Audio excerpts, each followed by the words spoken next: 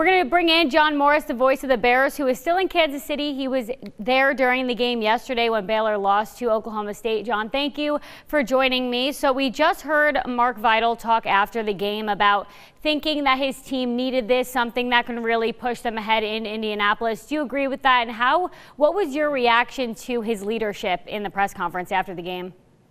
Yeah, Marcus, he is as honest as the day is long. You know, if you put him up in front of reporters or anytime you're talking to him, he's going to give you an honest answer. And I think that was very heartfelt, what he felt and what he said after the loss yesterday, which was tough on everybody. But I like that. I think that will, he is one of the leaders on the team. He's one of the seniors. And if he has that thought, I think that will permeate the whole team and will help them next time they get on the floor. And do you think that they needed that loss? He said that they were coming in thinking they were champions. They were on such a high coming off the Big 12 regular title, the first time in 71 years, and then they lose. Do you think that was something they did need as like a motivation going into the big dance?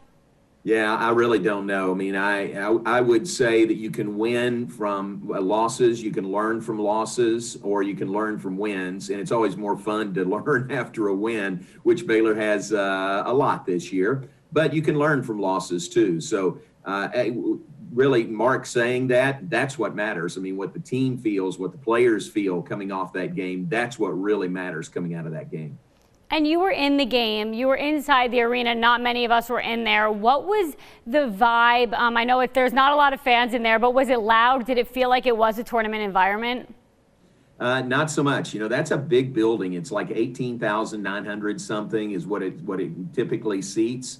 And you know they fill that place up for the Big 12 tournament, but at 20%, everybody is spread out around the arena. That you can hear noise. I mean, you can hear the fans in there. And when Baylor was doing something good on a run, you could hear the Baylor fans. And likewise for Oklahoma State last night, you could hear their fans. So I wouldn't say it was really loud, but they did make a difference. You could feel their presence in the arena.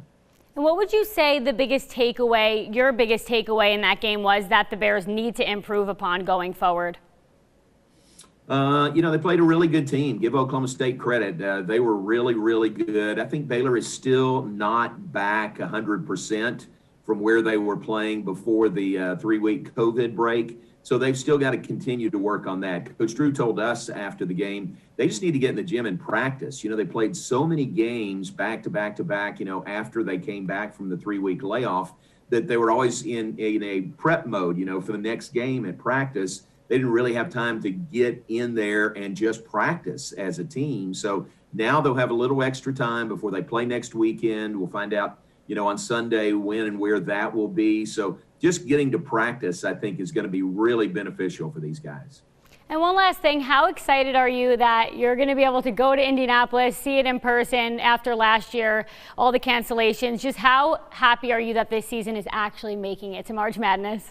Well, it's, you know, I'm very excited for everybody concerned, you know, most notably our coaches and our players who had such a great team and such a great season last year. And then right here in Kansas City, you know, had it end so abruptly. So I'm most excited for them. And then for us as broadcasters, I'm glad we'll be a part of that, you know, to be able to chronicle that. And I'm just glad we've got March Madness this year. Really missed it last year and really looking forward to this tournament this season.